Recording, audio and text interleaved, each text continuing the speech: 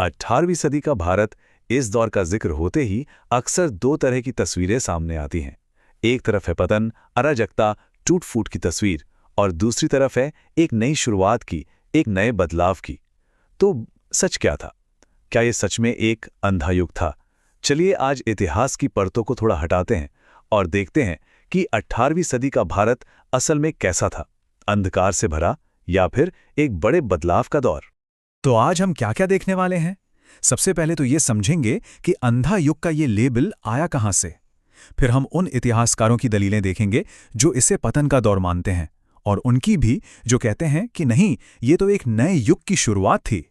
हम ये भी जानने की कोशिश करेंगे कि इस पूरी बहस के पीछे कोई छिपा हुआ मकसद तो नहीं था, और आखिर में अपने स्रोत के आधार पर एक नतीजे पर पहुंचेंगे। ठीक है, तो इस बहस में और गहरे उतरने से पहले ये समझना सबसे जरूरी है कि अंधा युग या डार्क एज इस शब्द का असल में मतलब क्या होता है। देखिए, सबसे दिलचस्प बात तो यह है कि ये शब्द भारत के इतिहास की अपनी कोई देन नहीं है। इसे असल में यूरोप के इतिहास से उधार लिया गया है। ये उस दौर के लिए इस्तेमाल होता था जब माना जाता था कि रोमन साम्राज्य के गिरने के बाद यूरोप में हर तरह की तरक्की जैसे रुक सी गई थी। तो अब असली सवाल ये उठता है, क्या भारत के इतिहास पर ये यूरोपीय लेबल लगाना सही है? बस इसी एक सवाल ने इतिहासकारों को समझिए दो खेमों में बांट दिया है, जिनके विचार एक दूसरे से बिल्कुल ही अलग हैं। चलिए पहले उस नजरिए को समझते हैं जो कहता है कि हाँ, 18वीं सदी सच में पतन का दौर ही था।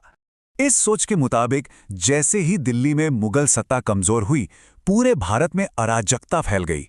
उनका तर्क है कि व्यापार ठप पड़ गया, कला और संस्कृति मुरझा गई और सामाजिक व्यवस्था पूरी तरह से बिखर गई।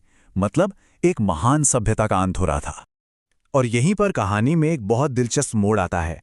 इस नजरिए के हिसाब से अंग्रेजों का आना एक बचाव अभियान जैसा था। ये तर्क दिया जाता है कि उन्होंने आकर भारत को इस क्योस से बचाया और वो जरूरी स्थिरता दी जिसकी उस वक्त जरूरत थी।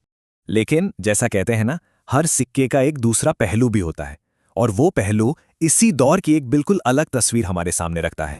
दूसरे खेमे के विद्वान कहते हैं, एक मिनट रुकिए, ये अंधकार नहीं, ये परिवर्तन का युग था। उनका तर्क है कि जब एक विशाल साम्राज्य कमजोर होता है तो ये स्वाभाविक है कि शक्ति का एक शून्य पैदा हो जिसे नई ताकतें भरती हैं।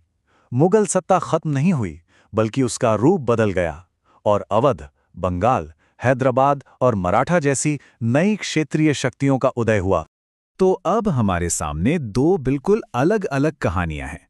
एक कहानी एक पुराने विशाल पेड़ के मरने की है, जबकि दूसरी कहानी उसी पेड़ की जड़ों से नए ऊर्जा से भरे पौधों के उगने की है। एक इसे अंत के रूप में देखता है, तो दूसरा एक नई शुरुआत के तौर पर। और यहीं पर एक बहुत ही तार्किक सवाल खड़ा होता है। अगर भारत की आर्थिक हालत सच में इतनी खराब थी जैसा कि अंधा युग मानने वाले कहते हैं, तो कोई बाहरी शक्ति यहां अपनी कॉलोनी बनाने में इतनी दिलचस्पी क्यों लेती? आखिर कोई बर्बाद हो चुकी जमीन पर कब्जा क्यों करना चाहेगा? सोचने वाली बात है। अब ये सवाल उठता है कि एक ही ऐतिहासिक दौर को लेकर इतने अलग अलग विचार क्यों हैं? शायद इसके पीछे एक गहरा मकसद छिपा हो सकता है। कुछ इतिहासकारों का ये मानना है कि अंधा युग की कहानी दरअसल एक सोची समझी रणनीति थी। अगर ये साबित कर दिया जाए कि अंग्रेजों के आने से पहले भारत अराजकता और पतन में डूबा हुआ था, तो उनके शासन को एक जरूरत और एक उपकार के रूप में पेश करना कितना आसान हो जाता है। तो इन सभी तर्कों और जवाबी तर्कों के बाद हमारा स्रोत आखिर किस नतीजे पर पहुंचता है? स्रोत का निष्कर्ष बिल्कुल साफ है। वो उस नजरिए का समर्थन करता है जो 18वीं सदी को पतन के बजाय एक परिवर्तन के दौर के रूप में देखता है। हमारा स्रोत इस बात से सहमत है कि 18वीं सदी में उथल-पुथल बहुत थी, लेकिन ये ठहराव का नहीं बल्कि गतिशीलता का दौर था। ये एक ऐसा समय था जब पुरानी दुनिया ढह रही थी और एक नई दुनिया आकार ले रही थी। और ये सारी बातचीत हमें एक बड़े सवाल पर लाके छोड़ देती है। जब हम किसी दौर को अंधा युग या स्वर्ण युग जैसा कोई नाम दे देते हैं, तो ये हमारे उस दौर के बारे में सोचने के तरीके को कैसे आकार देता है?